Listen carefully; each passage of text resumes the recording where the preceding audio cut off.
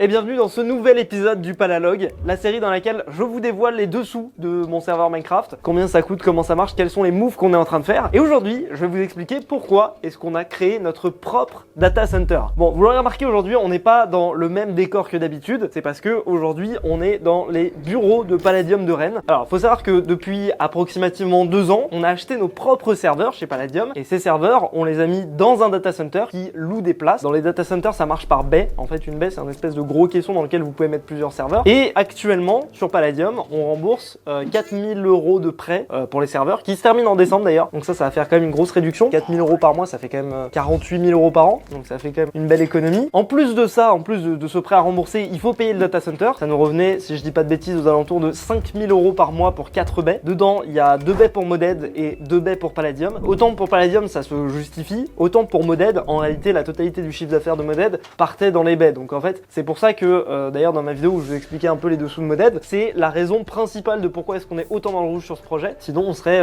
à l'équilibre quoi. Voilà, c'était vraiment un gros poste de dépense ce data center. Bon, et si on a pu se permettre ce data center, c'est en partie grâce à des sponsors qui nous aident comme Odoo. Dans le dernier épisode et en utilisant la plateforme d'Odoo, on a mis en place le DevBlog de Palladium. C'est un site internet qui répertorie en gros les avancées et les détails du développement de Palladium. C'est un peu le journal intime des devs quoi. Et au moment où je vous en parle d'ailleurs, un tout nouvel article vient d'être publié. Odoo, c'est une suite d'applications intuitives qui vont vous aider à gérer votre entreprise et à gagner du temps. Beaucoup de temps. Ici dans ce cas, ce qui va le plus nous intéresser, c'est leur éditeur de site internet. Nous, on s'en sert régulièrement, que ce soit pour Palladium avec le devlog ou pour d'autres projets qu'on a fait par le passé qui nécessitaient de donner un accès à un site internet. Le truc qui est insane, c'est que sur Odoo, la première application est gratuite. L'hébergement et le support sont inclus en illimité. Ça veut dire que le devlog et son hébergement nous coûtent 0 €. En plus, un nom de domaine personnalisé est offert la première année. Si t'as pas de compétences techniques, honnêtement, le site se configure en 4 étapes super simples. Après, t'as plus qu'à le personnaliser. Tu édites tes textes en un clic, tu dragues et tu drops des blocs. Et en plus, il te propose des palettes de couleurs qui vont bien ensemble. Bref, si vous avez un site à construire ou même que vous voulez de l'aide pour gérer votre entreprise, le lien de la plateforme Odoo est dans la description. Et encore merci à eux pour leur confiance. Là, en prenant des bureaux vraiment spécifiquement pour Palladium, on annule les coûts qu'on avait au niveau de la Suscorp et maintenant on les paye à Rennes ici pour que les gens puissent venir travailler. Donc au final, si on met sur le papier, là, le fait d'avoir pris le data center, aujourd'hui on paye 1600 € de loyer pour 120 mètres carrés à Rennes, ce qui d'ailleurs, soit dit en passant, est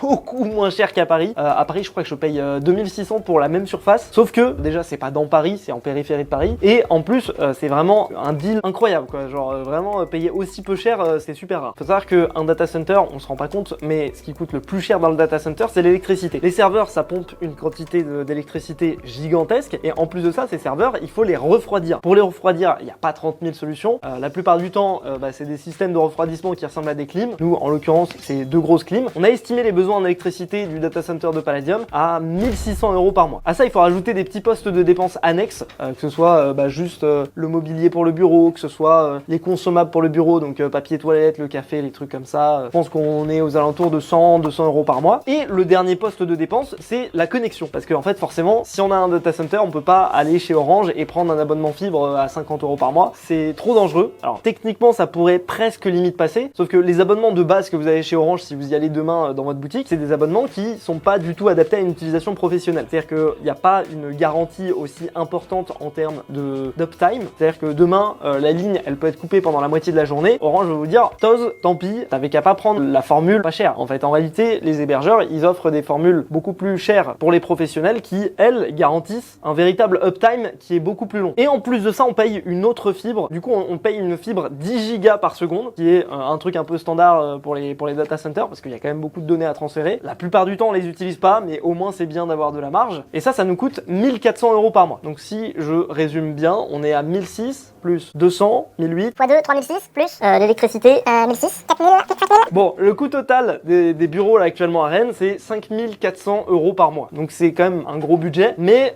c'est pour héberger à la fois Palladium, à la fois Moded et à la fois les employés qui taffent sur Palladium, les développeurs, etc. Alors on n'est pas tant que ça actuellement, mais vu qu'on recrute beaucoup, notamment sur les écoles d'ingé de Rennes, c'est quand même un petit plus de pouvoir les accueillir directement dans des locaux plutôt que de les avoir en télétravail et que ce soit vraiment galère. Si on compare à ce qu'on payait avant, on payait quand même 5000 € d'hébergement au data center avant, plus 1700 € de locaux à Paris. Donc là déjà on est bien au-dessus, mais il faut savoir qu'il y avait aussi des frais annexes. Et ces frais annexes, notamment, il y a quasiment tout qui va sauter. Alors par Par exemple, on payait 150 € d'anti-DDoS, plus 240 € aussi d'anti-DDoS. On payait 400 € de CDN. Le CDN, en gros, c'est le truc qui permet, par exemple, quand vous téléchargez les mods de Palladium, d'éviter que ça rame trop. En fait, c'est des services qui ont plein de serveurs partout autour du monde et qui, quand vous téléchargez un fichier, et ben ça regarde le serveur qui est le moins surchargé et vous pouvez télécharger les fichiers à partir de là. Si vous vous souvenez des premières saisons de Palladium, à chaque fois qu'on lançait la saison, c'était un enfer pour télécharger le launcher, ça buguait du turfu, et ben c'était exactement pour ça, c'est parce qu'on n'avait pas de CDN. Du coup, tous les téléchargements étaient demandés au même serveur, le serveur était surchargé et ça marchait pas quoi. Avec ce nouveau fonctionnement, du coup, le CDN, on va l'héberger chez nous, donc on paiera plus les 400 €. L'anti-DDoS, on va l'héberger chez nous, du coup, on va économiser 150 plus 240. Les backups, on paye 200 € de backup chez Scaleway. Ça, les backups, on pourrait les dégager et faire les backups chez nous, mais ça serait complètement débile de faire les backups au même endroit de là où on stocke déjà toutes les données. Il y a un principe quand tu fais des backups, c'est de pas avoir toutes les backups au même endroit. On l'a vu avec l'incendie chez OVH, le data center il peut très bien prendre feu, auquel cas c'est quand même bien d'avoir des backups qu'on appelle off-site, c'est-à-dire qu'ils sont à un autre endroit. Ça paraît logique, mais du coup ça par contre on va pas le résilier. Donc les 200 € de backup, ça c'est un petit peu non négociable. On avait aussi 1500 € chez OVH qui restait, fait quand même pas mal de thunes, 1500 € chez OVH. Il y a une partie qui me sert à moi, mes vidéos, c'est les serveurs qu'on utilise pour héberger les events, pour héberger, je crois qu'il y a les serveurs de MyBios aussi dessus, enfin il y a plein de petits trucs à droite à gauche. Ça, l'avantage d'avoir notre propre data center, c'est que on a acheté un petit serveur vraiment pas cher pour 265 €. On l'a mis dans le DC. Il y a pas besoin d'un truc spécialement hyper fiable ou hyper puissant. On a pris un truc d'occasion, on a rajouté un petit peu de RAM et ça nous économise un serveur qui me coûtait, je crois, 250 € justement chez OVH par mois. C'est-à-dire qu'on est passé d'une dépense tous les mois de 250 € à 250 € upfront et on a pu résilier ça. Donc ça, c'est quand même 1500 € d'OVH qui dégage. Donc si je résume au total, ce move d'héberger nos serveurs directement chez nous, au final, ça nous fait une économie mis bout à bout, ça nous fait une économie d'à peu près 4000 € par mois pour Palladium, ce qui est franchement pas du tout négligeable parce que là du coup on va économiser 4000 € par mois, mais en plus à la fin de l'année on paiera plus le prêt. Vous savez que Palladium on avait quand même pas mal de soucis financiers, mais là du coup il y a quand même deux gros postes de dépenses qui sortent, ça fait presque quasiment 100 000 € par an qu'on va économiser et c'est 100 000 € par an que du coup qui vont faire la différence entre Palladium qui n'était pas rentable et Palladium qui va le devenir. J'espère.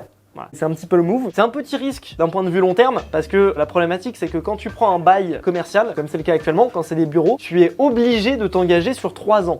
Donc ça veut dire que là si demain Palladium se pète la gueule, on est quand même obligé de payer les locaux pendant 3 ans. Alors qu'avant le data center on pouvait plus ou moins abandonner quand on veut. C'est pareil pour la fibre qu'on paye 1600 € par mois, à la base ils voulaient nous engager sur 6 ans. Donc ça on a réussi à renégocier à 3 ans et en plus l'avantage c'est qu'on a encore de la place dans le data center. Donc là on est en discussion avec d'autres gens qui font des serveurs Minecraft pour essayer de leur louer de l'espace dans le data center. Comme ça, nous, on amortit un petit peu nos coûts et eux, ils ont des serveurs dans un data center et ça leur revient moins cher sur le long terme. Donc, c'est ça le move global, la raison pour laquelle on a fait ça. En plus, là, on va bientôt sortir Palladium Bedrock. On aurait peut-être dû reprendre une baie. Et là, ça ne fera pas de coûts supplémentaires, à part un petit peu de coûts supplémentaires en électricité. D'ailleurs, là, le transfert a été fait mi-août et le montant de ma dernière facture, il est de 1040 €.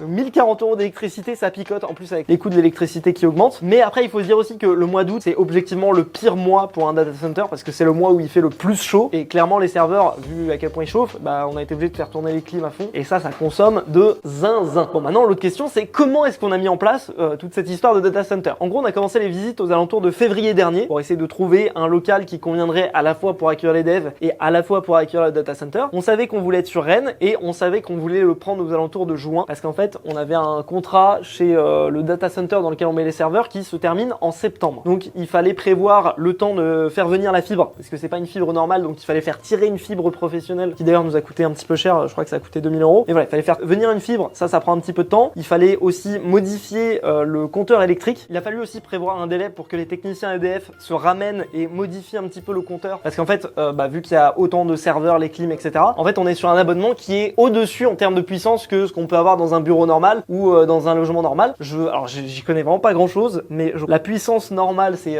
3 kVA et là on est sur du 9 kVA. Je vous mettrai une rectification si je dis de la merde.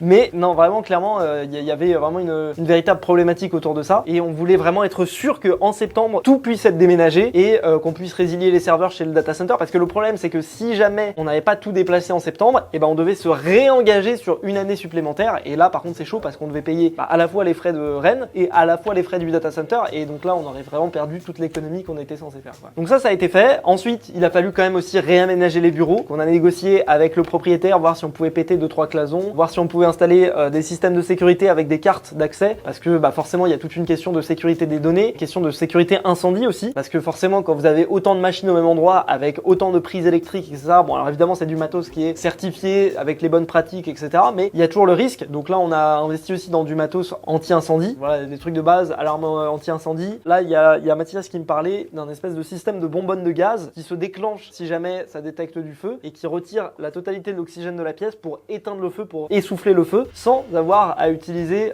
des véritables extincteurs qui auraient déglingué tous les serveurs. C'est ce que font la plupart des data centers, je crois. Même OVH qui ont cramé. Alors après la vérité c'est que OVH, ce qui a cramé chez eux, c'est pas les serveurs en eux-mêmes, c'est les oscillateurs qui permettent d'un petit peu nettoyer le courant électrique, et ça c'est généralement la partie qui est un petit peu la plus touchy au niveau des incendies. Mais bref, voilà, sans rentrer trop dans les détails, normalement on est assez carré là-dessus. Pareil aussi niveau sécurité, il a fallu installer des caméras, des trucs, des machins pour éviter toutes sortes de problèmes. Là normalement les travaux sont quasiment tous terminés. Il y a juste un dernier truc. On avait des petits problèmes au niveau de la température dans le data center. On était, je crois, mi-août, on est monté à 38 degrés, sachant que les serveurs se mettent en sécurité à partir de 45 degrés, donc ça commençait à être un petit peu critique, sachant qu'en plus on était en mi-août, à un moment où il y avait pas beaucoup d'activité sur le serveur. Maintenant, quel est le plan sur le long terme avec ce move du data center? Et le plan sur le long terme, justement, c'est le long terme. Voilà, là on passe un petit peu d'une planification qui est à l'année à une planification sur 3 à 5 ans au niveau de Palladium. Forcément, ça vient avec des risques, parce que on sait pas de quoi le futur sera fait. On voit bien avec Mojang qui font des moves un petit peu pour pousser les serveurs Java un peu en dehors du jeu. Je pense que ça va encore tenir quelques années. Voilà, on a au moins 5 ans devant nous avant de vraiment avoir des problèmes. Et là, la vraie stratégie, c'est que pendant les 5 prochaines années, il faut qu'on arrive à faire copain-copain avec Mojang. C'est pour ça qu'on se dirige petit à petit vers la version Bedrock. Il faut qu'on diversifie un petit peu notre offre. C'est-à-dire que là, on est très basé sur un serveur faction. Il faut qu'on développe les autres projets comme Moded, comme d'autres projets qui arrivent bientôt. Et qui sait peut-être aussi se décorréler de Minecraft.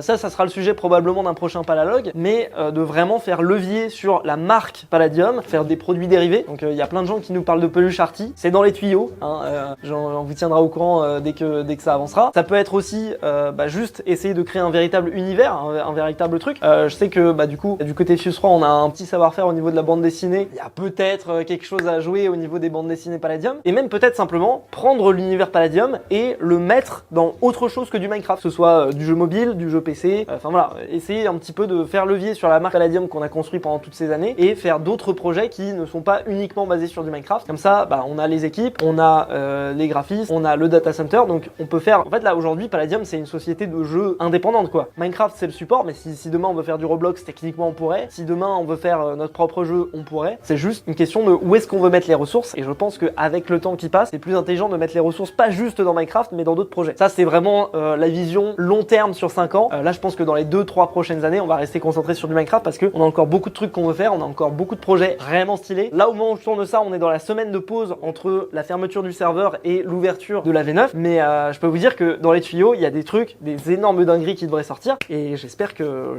ça sortira courant 2023-2024 quoi. En tout cas, si cet épisode du Palalog vous a plu, vous connaissez la chanson, le pouce bleu, l'abonnement. Encore une fois, merci à Odoo de sponsoriser cette série de Palalog. Si vous avez besoin d'un site, le lien est dans la description et ça nous aide en plus énormément. Et moi je vous dis à très bientôt pour de nouvelles vidéos. Salut tout le monde, c'était Fuse, à la prochaine, à plus.